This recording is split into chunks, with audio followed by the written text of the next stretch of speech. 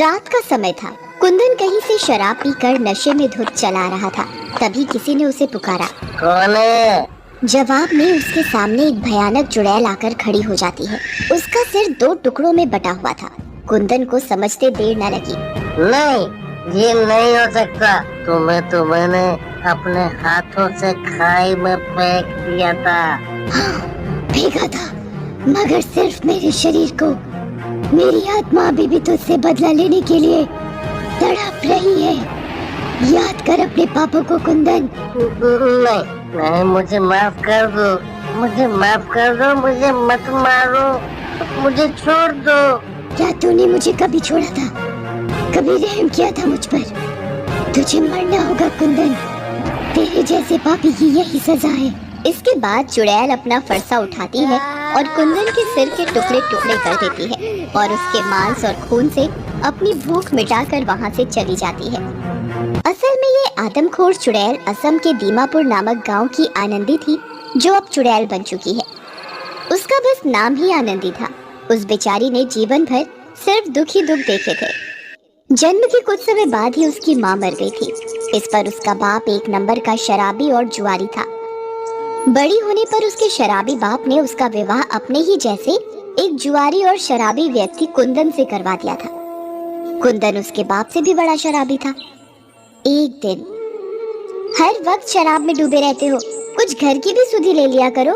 परसों रात बारिश हुई थी, उससे सारा छप्पर टपक रहा है। टपक रहा है तो मैं क्या करूं? मेरे पास इसे ठीक करवाने के पैसे नहीं है। सारे पैसे तो तुम जुए और शराब में उड़ा देते हो। घर के लिए पैसे कहाँ से बचेंगे? ज्यादा ज्ञान मत बांट। रोटी बना, मुझे भूख लगी है। सब्र करो, पानी खत्म है। मैं कुएं पर जाकर पहले पानी ले आऊंगी, तब चूल्हा जलाऊंगी। और फिर आनंदी मटका लेकर कुएं पर जाती है, लेकिन वहाँ काफी भीड़ होने के कारण उसका नंबर बहुत देर बाद आता है। जब वो बहुत देर बाद घर पहुँचती है तब कहाँ मर गई थी? क्या कुआं खोद कर पानी लाने गई थी? अब वहाँ भीड़ लगी थी तो मैं क्या करूँ? शराब के नशे में कुंदन ने उसे मारते मारते बेदम कर दिया। ये तो आनंदी के साथ हर रोज होता था। पहले पिता और अब पति की रोज रोज की मार और प्रताड़ना से आनंदी का मन धीरे धीरे मर्दों के प्रति नफरत से भरता जा रहा था। एक दिन जब वो कुएं पर पानी भरने गई तब, तू कब तक अपने पति के जुल्म सहती रहेगी? एक तो कुछ कमाता धमाता नहीं, ऊपर से तेरे कमाए हुए पैसे छीनकर तुझ पर ही रौब जमाता है। क्या करूं बहन, मेरी किस्मत में बस रोना ही लिखा है। अरे कैसे रोना लिखा है? तू पंचायत में जा और पंचों से शिकायत कर कि कैसे तेरा पति तुझे मारता पीटता है। उनसे ये भी कह कि अब कुंदन के साथ तेरा गुजारा नहीं हो पाएगा। इस तरह मालती के समझाने के बाद आनंदी ने पंचायत में जाकर अपनी गुहार लगाई, मगर सारे पंच भी तो आखिर मर्द ही थे। आखिर एक स्त्री की बात कैसे सुनते समझते। देखो आनंदी, शादी के बाद पति का घर ही एक औरत का सारा संसार होता है। तुम्हारा भी घर संसार तुम्हारा पति ही है, अतः उससे अलग होने का फैसला सही नहीं है। इसलिए हम सारे पंच तुम्हारी इस अर्जी को नामंजूर करते हुए तुम्हें अपने पति के साथ रहने का आदेश देते हैं। उस पंचायत में मालती भी थी। थू है तुम सब पर। अगर दुनिया में तुम्हारे जैसे सरपंच और 2-4 हो जाए तो दुनिया का कल्याण ही हो जाए। नीच कहीं के। आनंदी भी बेचारी निराश होकर लौट गई, लेकिन उस दिन उसके मन में मर्दों के प्रति नफरत और भी मजबूत हो गई। इस घटना के 4 दिन बाद शाम को कुंदन बुरी तरह नशे में धुत घर आया। चल जल्दी से खाना दे। मैं कोई तुम्हारी नौकर नहीं बैठी हूँ यहाँ, खुद बनाओ और खुद खाओ। कुंदन का गुस्सा 7वें आसमान पर पहुँच गया। उसने वहीं रखा गंडासा उठाया और आनंदी के सर पर वार कर दिया। आनंदी का सिर 2 टुकड़ों में बट गया और उसका शरीर बेजान होकर वहीं लुढ़क गया। अब उसका शरीर इस दर्द की दुनिया को छोड़ चुका था। अरे ये क्या कर दिया मैंने? इससे पहले कोई मुझे इस लाश के साथ यहाँ देखे, मुझे इस लाश को ठिकाने लगाना होगा। कुंदन ने आनंदी की लाश को उठाया और गांव की सीमा पार की खाई में फेंक आया। ऐसे में आनंदी का शरीर तो खत्म हो गया था, मगर उसकी आत्मा अभी तक इस संसार में थी। अब उसकी अतृप्त आत्मा ने सबसे पहला बदला कुंदन से लिया। कुंदन के बाद बारी आई आनंदी के बाप रघुनाथ की। रघुनाथ भी शराब पीकर गांव के पीपल के नीचे पड़ा था। अचानक आधी रात को उसकी आंख खुलती है। उसके सामने आनंदी चुड़ैल खड़ी थी। कौन है? भूल गए पिताजी, मैं तुम्हारी आनंदी आज तुम्हें तुम्हारे कर्मों का फल देने आई हूँ। उस पापी कुंदन को तो नरक का रास्ता दिखाई हूँ। अब तुम्हारी बारी है। नहीं नहीं बेटे, मुझे मत मार।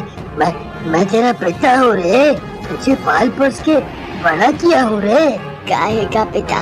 माँ के जाने के बाद तुमने मुझे पाल पोस कर नहीं बल्कि पीट पीट कर बड़ा किया है। मेरी शादी भी कराई तो अपने जैसे शराबी और जुआरी कुंदन से।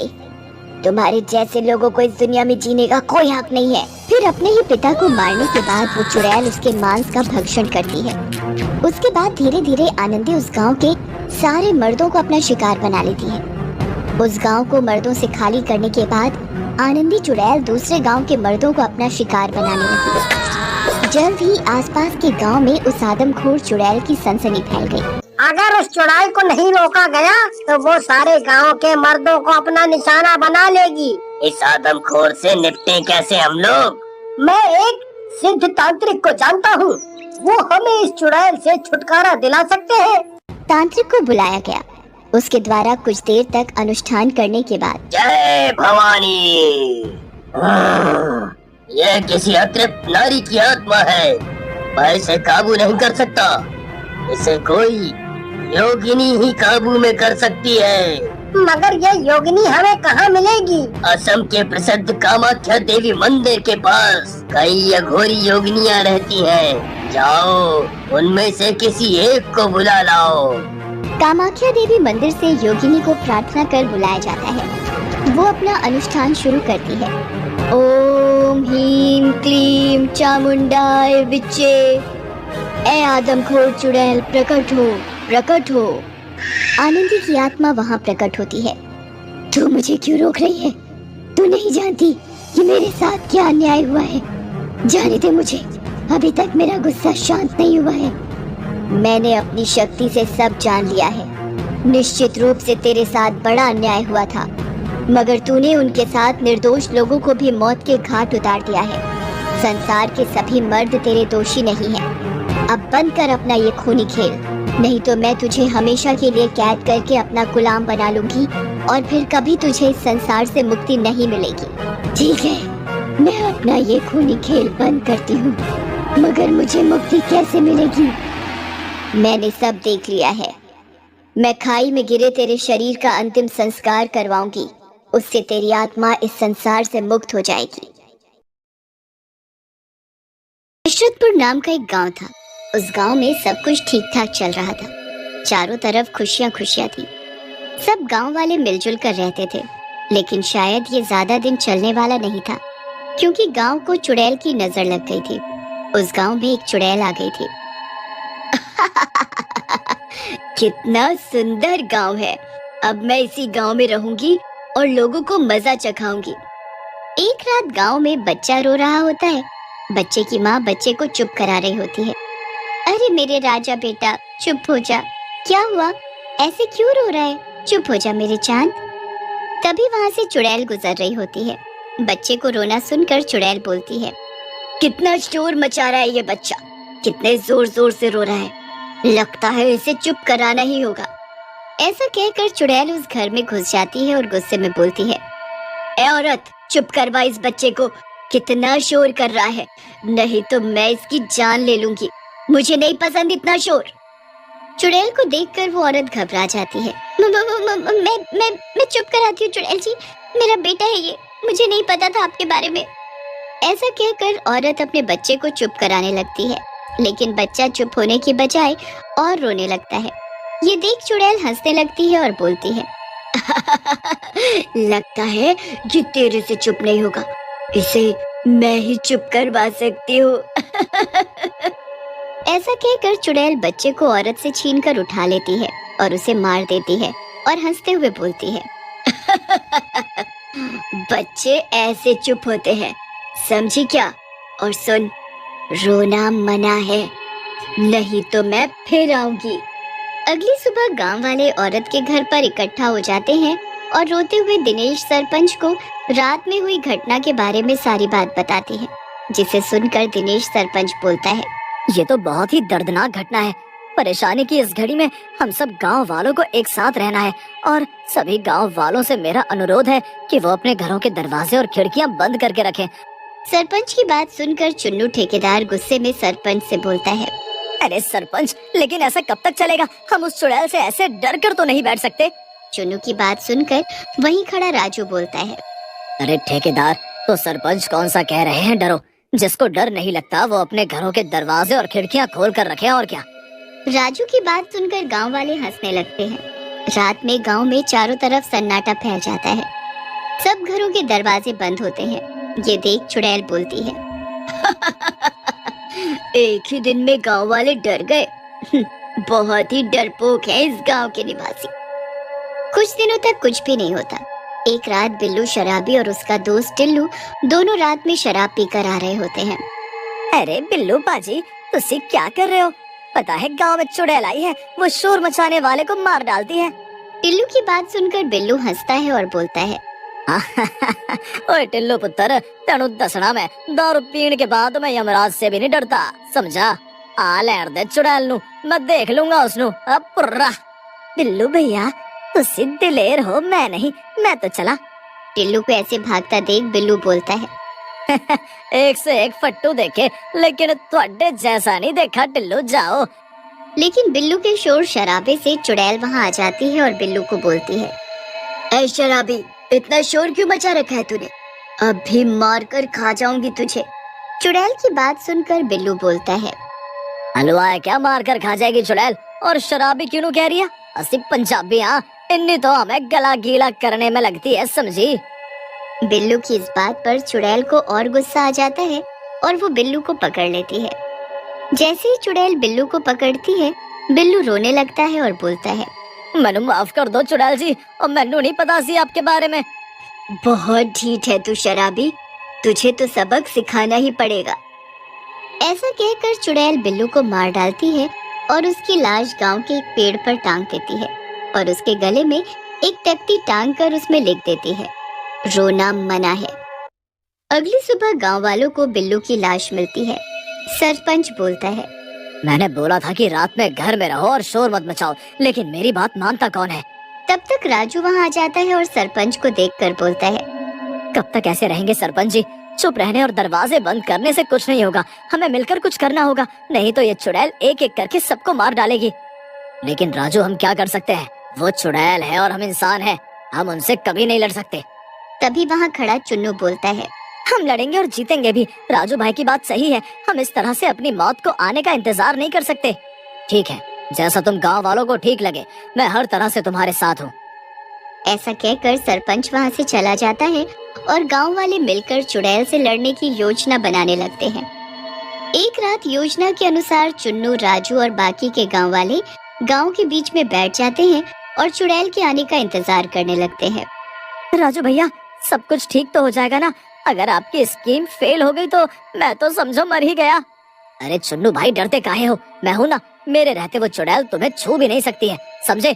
चलो अभी चुपचाप बैठो और चुड़ैल का इंतजार करो। थोड़ी देर बाद चुड़ैल वहाँ आ जाती है और गांव वालों को देखकर हंसते हुए बोलती है, क्या बात है, लगता है आज पूरा गांव एक साथ ही मरने के लिए आ गया है। चुड़ैल को देखकर गांव वाले रोना चालू कर देते हैं। चुड़ैल परेशान और बेचैन हो जाती है और अपने कान बंद करते हुए बोलती है, बंद करो ये रोना, मुझे गुस्सा क्यों दिला रहे हो? तुम गांव वालों को पता नहीं कि मुझे रोना धोना पसंद नहीं है।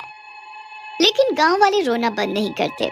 इससे चुड़ैल को और गुस्सा आ जाता है और वो एक गांव वाले को पकड़कर मार डालती है और चुन्नू की तरफ बढ़ती है। ये देखकर चुन्नू रोने लगता है और बोलता है, अरे राजू भैया, बचाओ मुझे, नहीं तो आज तो मैं गया, ये चुड़ैल मुझे मार डालेगी। चुड़ैल को आगे बढ़ता देखकर राजू और गांव वाले डंडों से चुड़ैल के ऊपर हमला कर देते हैं। चुड़ैल अपने ऊपर हुए हमले से हड़बड़ा जाती है। राजू जोर से चिल्लाता है, भागो रे, अपनी जान बचाकर भागो, इससे पहले चुड़ैल संभले, अपने अपने घर में घुस जाओ। गांव वाले ऐसा ही करते हैं और अपने अपने घर में घुस जाते हैं। चुड़ैल थोड़ा संभलती है और बोलती है, आज तो तुम लोग बच गए हो, लेकिन ज्यादा दिन नहीं बचोगे।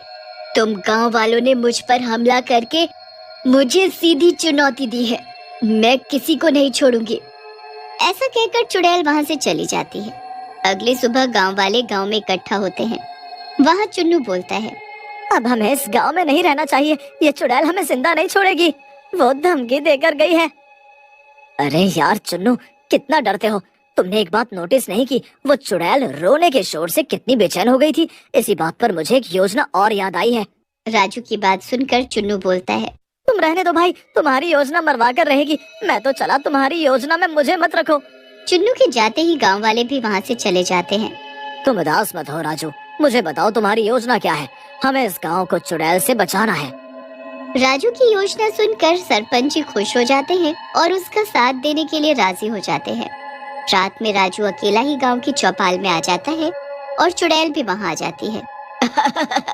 आज अकेला ही आ गया है तू? लगता है गांव वाले तुझे मरवाना चाहते हैं। लेकिन राजू कुछ नहीं बोलता। लेकिन तभी वहाँ चारों तरफ बच्चों के रोने की आवाजें आने लगती हैं और ये आवाजें बहुत तेज होती हैं। चुड़ैल अपना सर पकड़ लेती है। बंद करो इस आवाज को, मुझसे ये बर्दाश्त नहीं हो रही, बंद करो। लेकिन आवाज और तेज हो जाती है। चुड़ैल नीचे गिर जाती है और तड़पने लगती है। तभी वहाँ चुन्नू, सरपंच और बाकी के गांव वाले भी आ जाते हैं। चुन्नू राजू से बोलता है, अरे राजू भैया, ऐसा क्या किया है आपने जो ये ऐसे तड़प रही है? क्या हुआ इस चुड़ैल को? चुन्नू की बात सुन सरपंच ही बोलते हैं, चुन्नू मैं बताता हूँ। दरअसल इस चुड़ैल को रोने के शोर से परेशानी होती है और राजू ने इसी परेशानी को अपना हथियार बना लिया। हमने पूरे गांव में बड़े बड़े स्पीकर लगवा दिए हैं और ये रोने का शोर उन्हीं स्पीकर से आ रहा है। तभी वहाँ तड़प रही चुड़ैल बोलती है, बंद करो ये शोर, नहीं तो मैं मर जाऊंगी, मुझे जाने दो। लेकिन गांव वाले रोने के शोर को बंद नहीं करते। थोड़ी ही देर में चुड़ैल तड़प तड़प कर मर जाती है।